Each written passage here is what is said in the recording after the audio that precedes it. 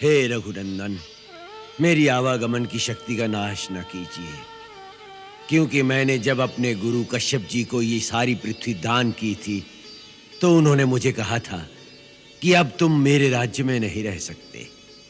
तब से मैं कभी भी पृथ्वी पर रात्रि में विश्राम नहीं करता।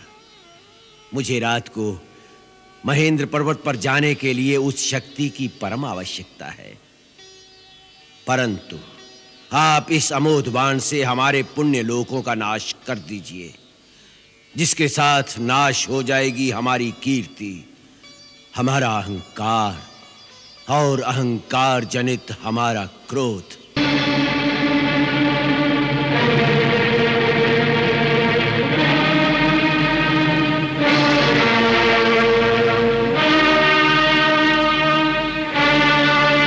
परशुराम, देखो, भगवान परशुराम आ गए।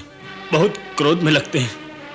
क्या वो फिर क्षत्रियों का वध करेंगे? नहीं नहीं, उन्होंने इंद्र को वचन दिया है कि वो अब कभी भी क्षत्रियों पर शस्त्र नहीं उठाएंगे। चलो उनको नमस्कार करें, नहीं तो वो नाराज हो जाएंगे। चल। मैं उग्रसेन का बेटा चित्रसेन भगवान परशुराम को प्रणाम करता हूं। मैं राजा बुद्धसेन आपको प्रणाम करता हूं। मैं राजा देवदत्त का पुत्र सोमदत्त आपके चरणों में प्रणाम करता हूं।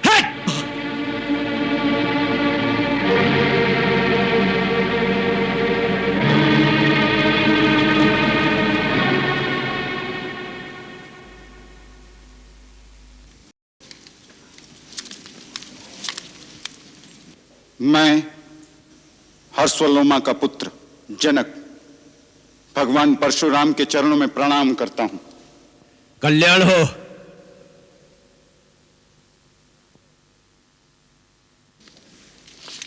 ये है मेरी पुत्री सीता, आपका आशीर्वाद चाहती है। सौभाग्यवती भव।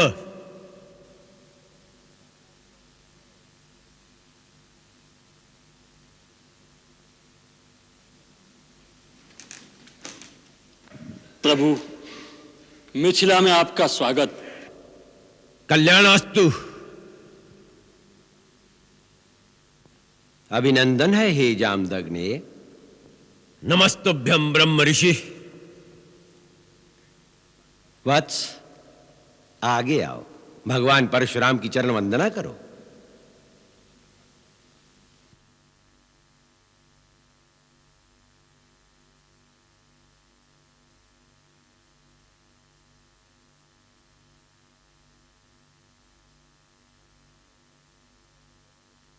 अपना परिचय नहीं दिया तुम दोनों ने। आप तो स्वयं भगवान कहलाते हैं और भगवान को अपने हर भक्त की पहचान होती है। यही सोचकर कि आप अपने इस दास को तो जानते ही होंगे, परिचय देना आवश्यक नहीं समझा।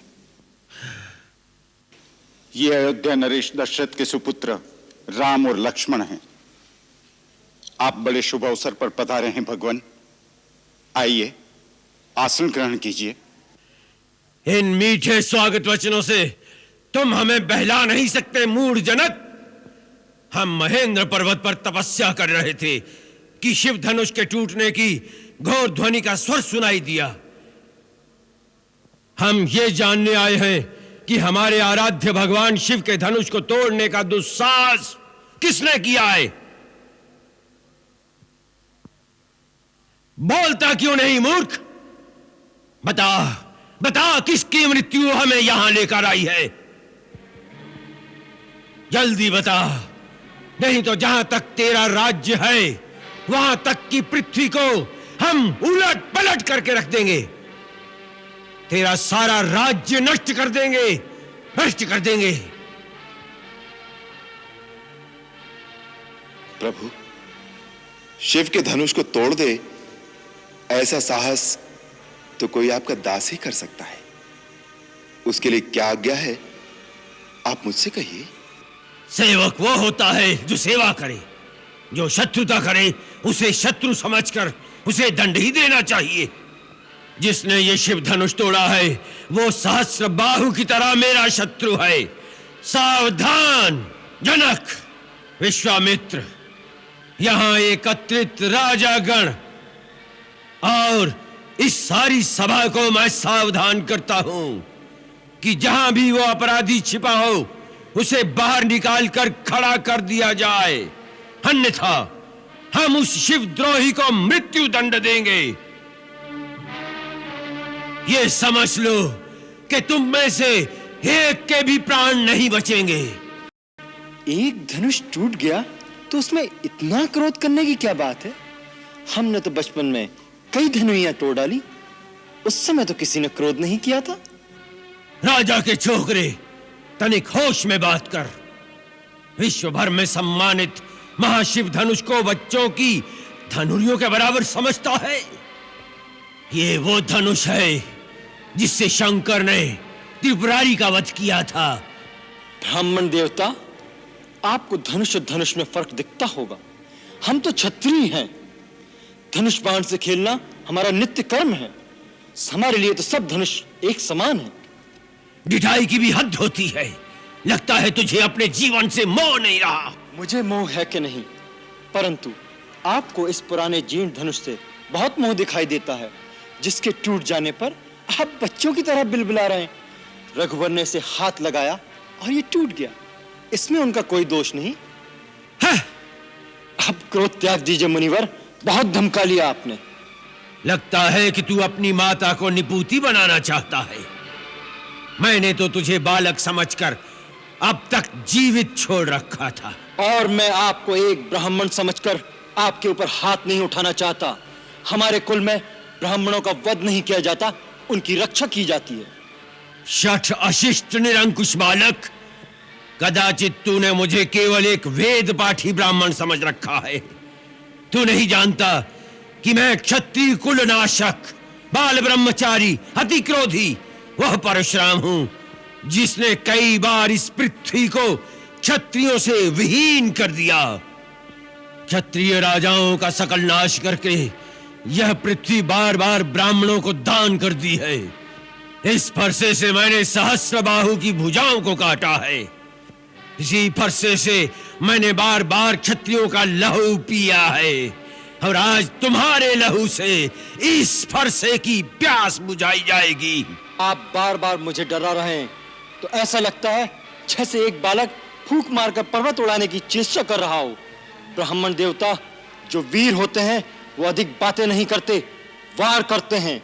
ये कायर पुरुषों की निशानी है कि युद्ध करने की बजाय वो अपनी शान में बड़ी बड़ी बातें बघाड़ने लगते हैं।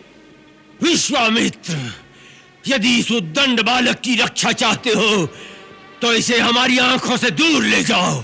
आप आंखें बंद कर लीजिए प्रभु, मैं दिखाई नहीं दूंगा। विश्वामित्र, इसे हमारे क्रोध और पराक्रम की शक्ति बताओ। अपनी गुण गाथा आप स्वयं इतनी अच्छी सुना लेते हैं कि दूसरे की आवश्यकता ही नहीं।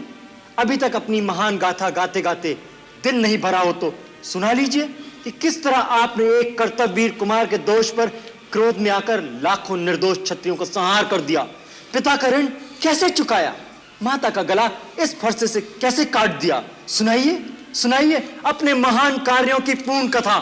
बस बहुत हो गया, अब कोई मुझे दोष न देना। ये बालक अब निश्चय ही मरणहार है। आश्चर्य है कि मेरे कुठार के सामने आकर भी अब तक जीवित कैसे रहा। ये मुझे भी आश्चर्य है कि मेरे देवतुल भैया को मृत्युदंड देने की बात कोई मेरे सामने करे और वह मेरे बाणों से अब तक बचा रहे। लक्ष्मण,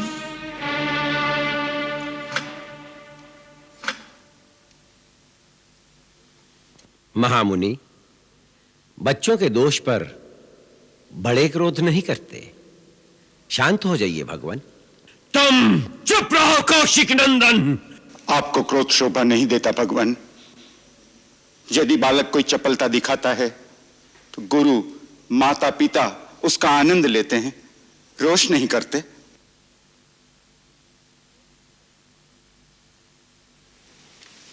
भगवान, आप तो सहज सुजान हैं।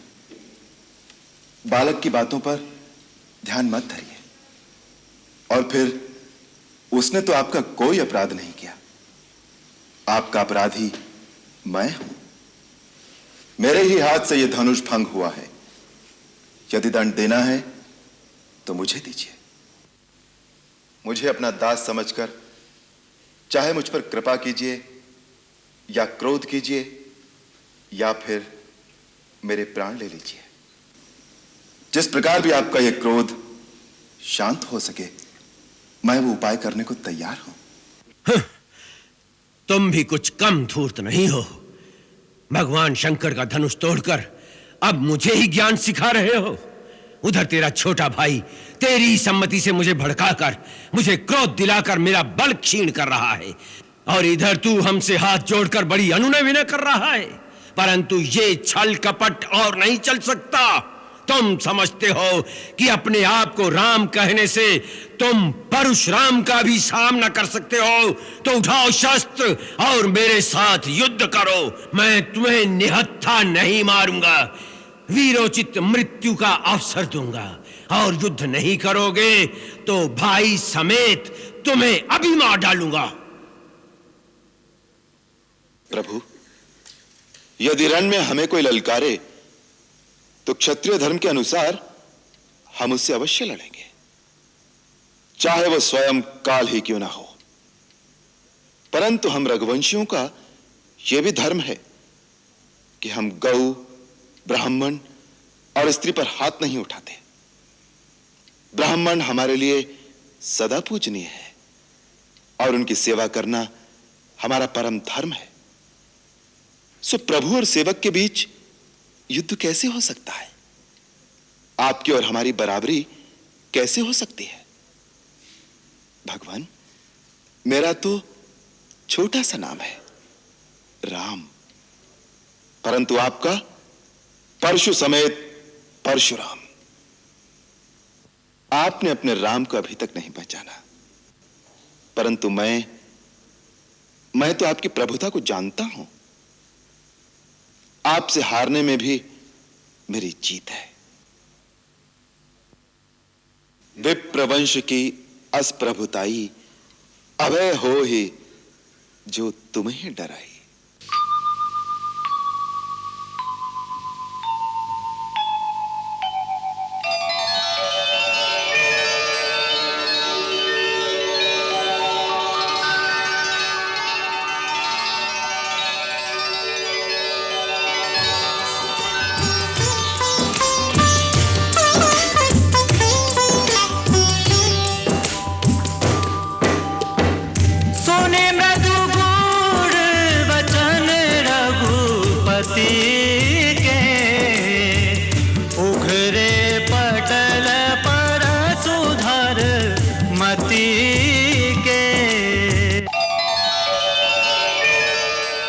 राम, ये धनुष है। ये धनुष विष्णु ने मेरे पितामह महर्षि ऋचिक के पास धरोहर रूप में रखा था। यदि विष्णु के इस धनुष पर तुम वान का संघान कर सको तो मेरा संदेह मिट जाएगा। मैं तुम्हें पहचान लूंगा। राम रमापति कर धन ले, खेचहु चाप मिटाए संदेह, खेचहु चाप मिटाए संदेह।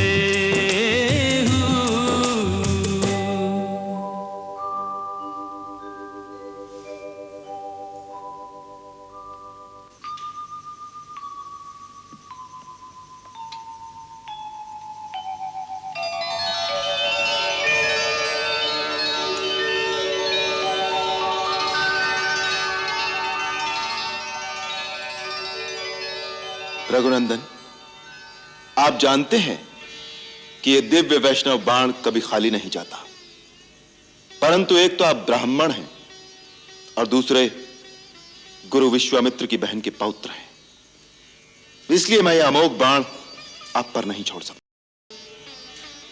अब आप बताइए कि मैं किसे नष्ट करूं?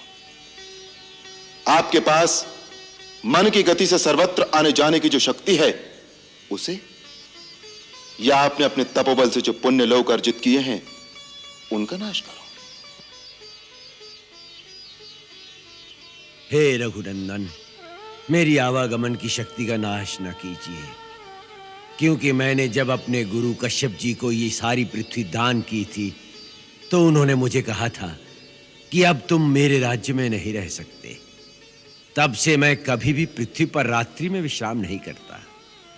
मुझे रात को महेंद्र पर्वत पर जाने के लिए उस शक्ति की परम आवश्यकता है, परंतु आप इस अमोघ बाण से हमारे पुण्य लोकों का नाश कर दीजिए, जिसके साथ नाश हो जाएगी हमारी कीर्ति, हमारा अहंकार और अहंकार जनित हमारा क्रोध। राम, इसे पूर्व दिशा में छोड़ दो।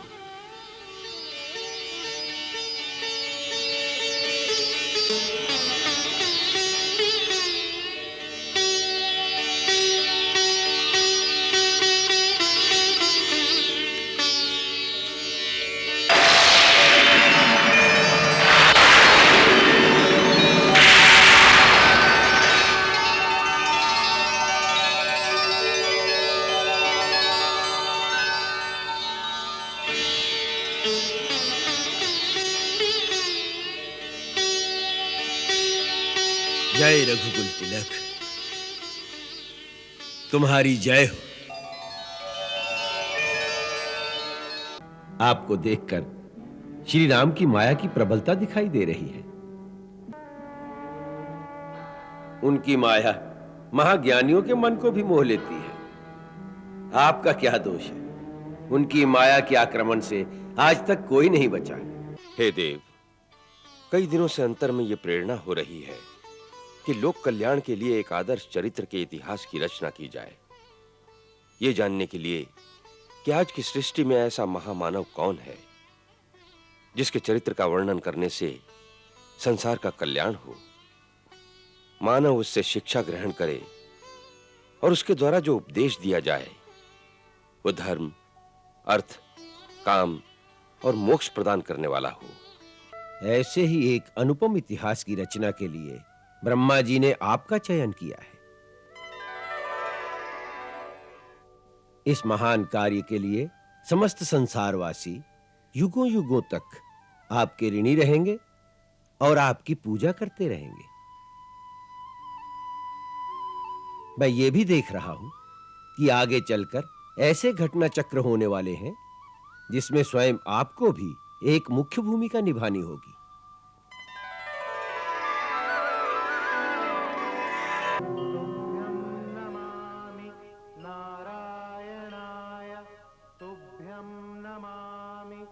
जगदीश्वराय हे लक्ष्मीकान्तं तुभ्यं नमामि, हे शान्ताकारं तुभ्यं नमामि, तुभ्यं नमामि नारायणाय तुभ्यं नमामि, जगदीश्वराय हे लक्ष्मीकान्तं तुभ्यं नमामि, हे शान्ताकारं तुभ्यं नमामि। महामुनि, गरुड़ का प्रणाम स्वीकार करें। प्रणाम पक्षीराज। आप यहां?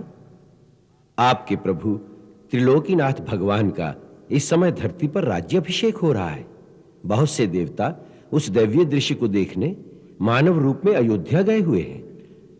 इस समय आपको भी वहीं होना चाहिए था। ऐसे दिव्य दृश्य बड़े दुर्लभ होते हैं। हे मुनीश्वर, आपने जो श्री राम के लिए यह कहा कि वो मेरे प्रभु त्रिलोकीनाथ भगवान है, क्या यह सत्य है?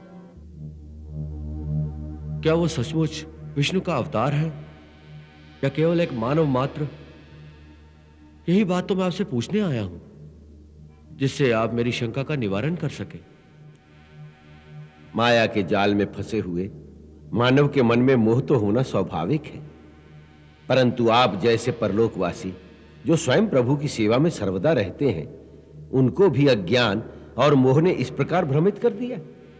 बड़े आश्चर्य की बात है। यह कैसे हुआ? मैंने सुना था कि जो व्यापक परम ब्रह्म है वो मोह माया से परे परमेश्वर है। उन्होंने ही जगत में अवतार लिया है परंतु उस दिन जब आपने मुझे श्री रामचंद्र को नागपाश से मुक्त कराने के लिए भेजा, तो वहां जाकर मैंने श्री राम को ऐसी विवश अवस्था में देखा कि उसमें एक अवतार का कोई चिन्ह नहीं था, जिसका नाम जपने से ही मनुष्य संसार के बंधनों से छूट जाते हैं। वो स्वयं नागपाश के बंधनों में बंधा पड़ा था और मैंने उसे जाकर उस बंधन से मुक्त किया। तो कैसा भगवान? उस दिन से हर भांति मन को समझाता हूं, परंतु मन का भ्रम नहीं जाता। अंत में थककर आपके पास यही पूछने आया हूं कि मेरी शंका सत्य है कि नहीं। हे गरुड़ जी, मुझे आप पर दया आ रही है। आपको देखकर श्री राम की माया की प्रबलता दिखाई दे रही है। जो ज्ञान इन कर चित्त अपहरई, बरियाई विमोह मन करई, जेहि बहुबार न चावा मोही, सोई व्यापी विहंग पति तोही। उनकी माया महाज्ञानियों के मन को भी मोह लेती है। आपका क्या दोष है? उनकी माया के आक्रमण से आज तक कोई नहीं बचा। मुझे भी तो बहुत बार नचाया है उसने। वही माया आपको भी व्याप गई है। इसका अतिशीघ्र उपचार करना चाहिए। तीनों लोक में केवल भगवान शिव हैं जिन्हें उनकी माया नहीं व्याप सकती। वही इसके मर्मज्ञ हैं। श्री राम उनकी पूजा करते हैं और वो श्री राम की। इसलिए आप सीधे उनके चरणों में चले जाइए। वही आपको इससे उद्धार का मार्ग दिखाएंगे। धन्य हो प्रभु, धन्य हो। जिस नारी ने प्रपंच रचाकर रघुकुल के सुख सौभाग्य में आग लगाई, आपको माता सीता के साथ 14 वर्ष वन वन भटकाया, उसका भी मां कहकर सम्मान कर रहे हो। आप क्षमा और दया की सीमा है। आपकी महिमा अपरंपार है रघुनंदन। हे देव ऋषि नारद, जिन प्रभु की महिमा का आनंद तुम अकेले ले रहे हो, उस अद्भुत लीला को धरती पर सर्वव्यापी बनाने का समय अब आ गया है पुत्र। पूज्य पितृदेव, आपका पुत्र नारद आपके श्री चरणों में नमन करता है। कल्याणमस्तु तात। हमारे अंतःकरण में प्रेरणा हुई है कि जिस रामचरित्र की पवित्र गंगा की आनंद लहरों में तुम गोते लगा रहे हो, उस पावन चरित्र को अब कथाबद्ध कर दिया जाए, जिससे मृत्युलोक में रहने वाले प्राणियों के घर घर में ये मंदाकिनी बह सके, जिसके तट पर बैठकर धरती के मानव भी इस दिव्य रस का पान कर सके। पिताश्री, इस महान और शुभ कार्य को संपन्न करने का सौभाग्य आपने किसे प्रदान किया है? जो मृत्युलोक में भक्ति और ज्ञान का आलोक फैला सके, मानव मन में आध्यात्मिक अलख जगा सके। वो महामानव तो इस धरती का ही होना चाहिए, और इसके लिए एक महान अवतारी पुरुष को पहले से ही धरती पर भेजा जा चुका है वत्स। कौन है वो महामनस्वी? जो ज्ञान, योग और भक्ति की सीमा, वही रस मर्मज्ञ और वांगमय के अवतार सरस्वती पुत्र महर्षि वाल्मीकि। भगवान वाल्मीकि? हाँ वत्स, मेरी प्रेरणा से उनके चित्त में इस समय कुछ सर्जन करने की वृत्तियां लहरा रही हैं। वो तुम्हारा ही चिंतन कर रहे हैं। महर्षि वाल्मीकि? हाँ देव ऋषि, जाओ महर्षि वाल्मीकि की अंतः प्रेरणा को जागृत करो। वो विश्व के प्रथम महाकाव्य की रचना का श्री गणेश करें, और श्री राम कथा जो अब तक श्रुति और स्मृतियों के परिधि में ही सीमित रही है, उसे साहित्य और वांगमय का स्वरूप प्रदान करें, और महाकाव्य के नायक रघुनाथ के चरित्र की अमर ज्योति से अखिल विश्व को ज्योतिर्मय बना दें। काव्य, कला, कुमुदनी से संसार को सुरभित करें। जाओ तात। जो आज्ञा महामहिम। तुम्हारा अभियान कल्याणकारी हो नारद।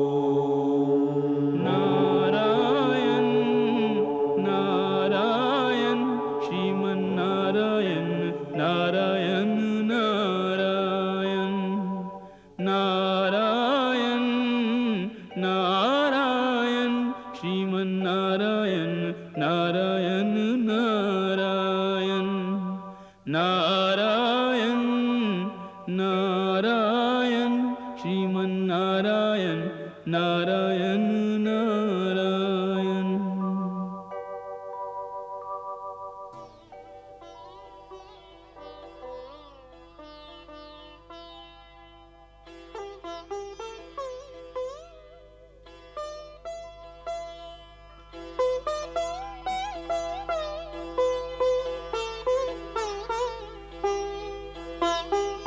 नमो नारायण। नारायण नारायण। देव ऋषि, आपका स्वागत है। आपके पधारने से वाल्मीकि की कुटिया पावन हो गई। देवता, आसन ग्रहण करें।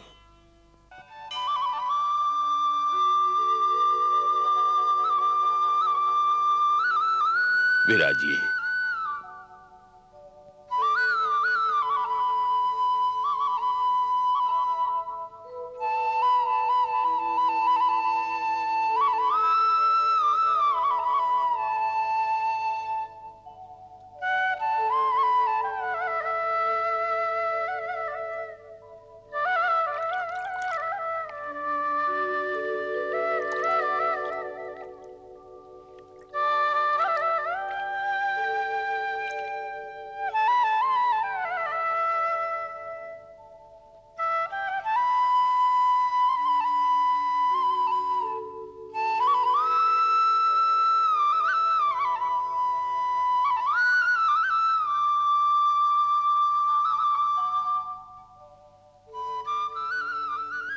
भगवान, आपके आश्रम में आने से ऐसा लगता है जैसे सारे तीर्थों का पुण्य एक साथ मिल गया हो।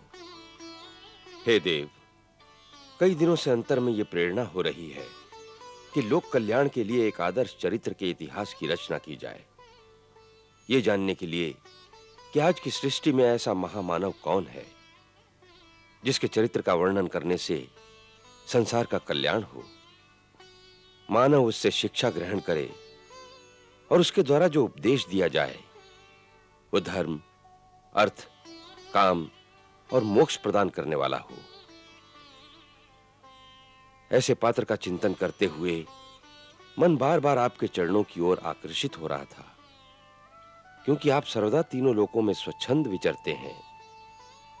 इसलिए केवल आप ही मेरे इन प्रश्नों का उत्तर दे सकते हैं कि आज संसार में ऐसा पात्र कौन है जो गुणवान, वीर्यवान, धर्मज्ञ, उपकार मानने वाला, सच बोलने वाला और दृढ़ प्रतिज्ञ हो।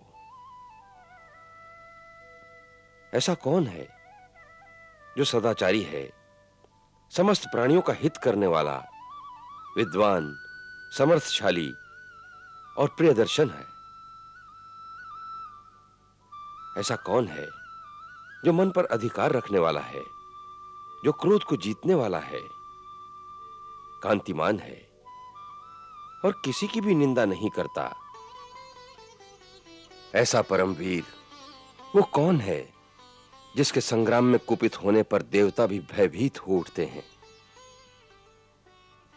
महर्षि, मैं ये सब जानने के लिए बहुत उत्सुक हूं और आप ऐसे पुरुष को जानने में समर्थ हैं, इसलिए मुझे ये सब बताने की कृपा करें जिससे मेरी रचना सार्थक हो।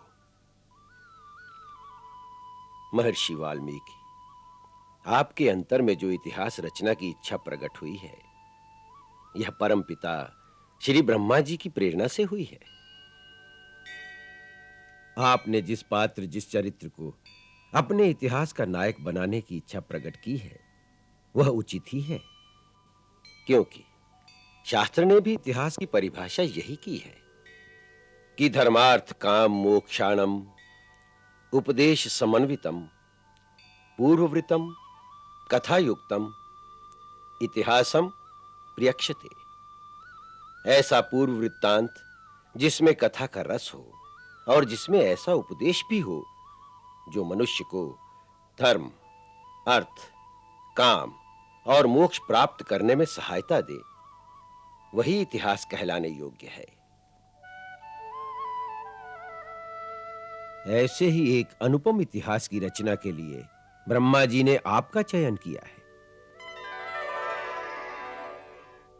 इस महान कार्य के लिए समस्त संसारवासी युगों युगों तक आपके ऋणी रहेंगे और आपकी पूजा करते रहेंगे। मैं ये भी देख रहा हूं कि आगे चलकर ऐसे घटना चक्र होने वाले हैं जिसमें स्वयं आपको भी एक मुख्य भूमिका निभानी होगी।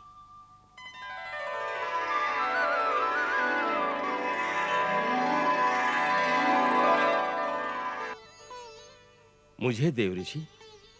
हां महर्षि, आप भी उस इतिहास के एक महत्वपूर्ण पात्र होंगे।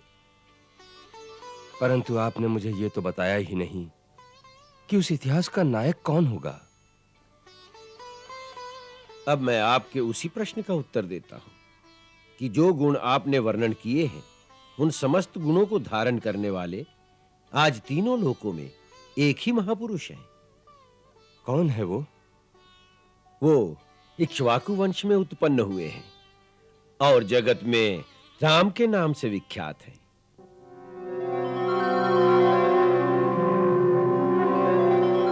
श्री राम। वे ही मन को वश में रखने वाला महाकांतिवान, बलवान, धैर्यवान और जितेंद्रिय है।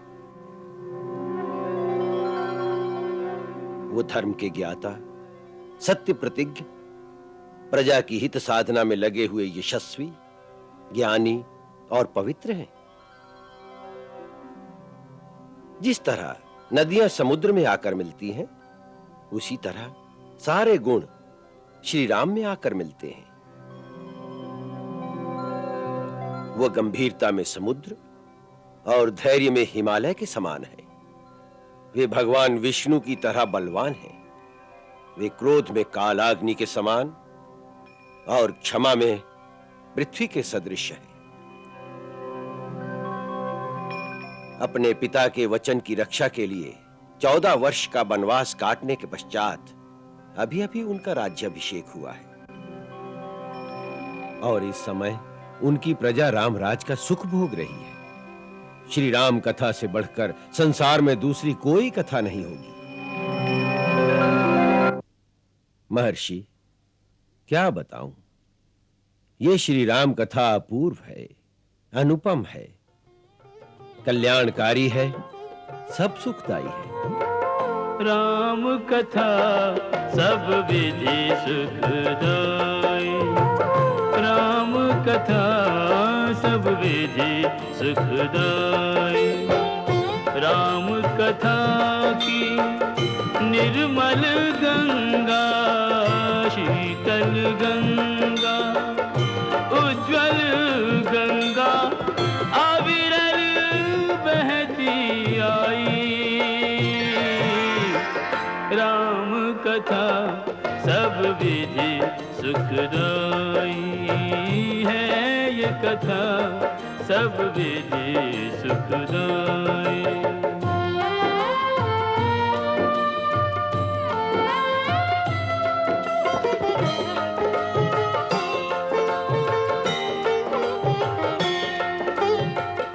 इस गंगा के दोनों तीर, एक सीता दूजे रघुवीर।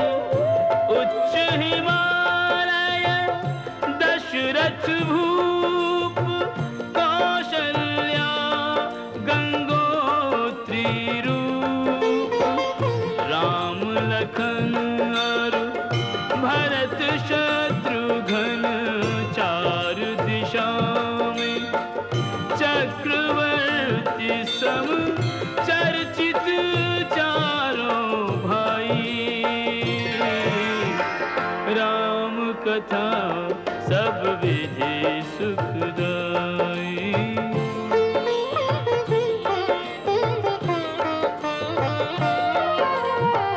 पतित उदाहरण परम पवित्र, दीन बंधु मित्रों के मित्र।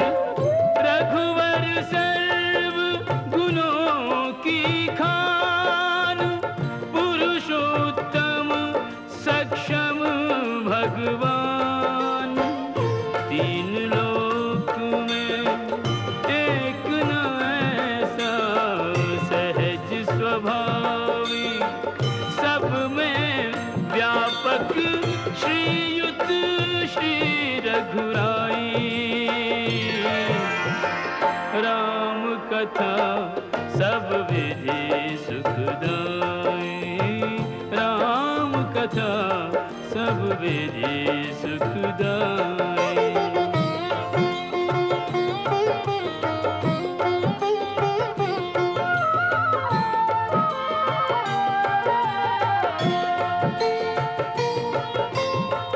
नारद शारद शेष महेश, कहत थके आवे नहीं शेष।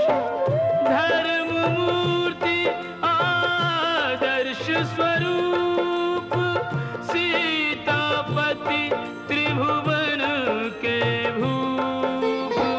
राम प्रभु की महिमा ऐसी कही न सके, श्री राम स्वयं भी निज गुण नाम बढ़ाई। राम कथा सब विधि सुखदाई। उनके ज्ञाता सत्य प्रति रामायण के बीज बो कर प्रभु चरित बखान। नदियां समुद्र में आती, देव ऋषि नारद चतुर हो गए अंतर ध्यान।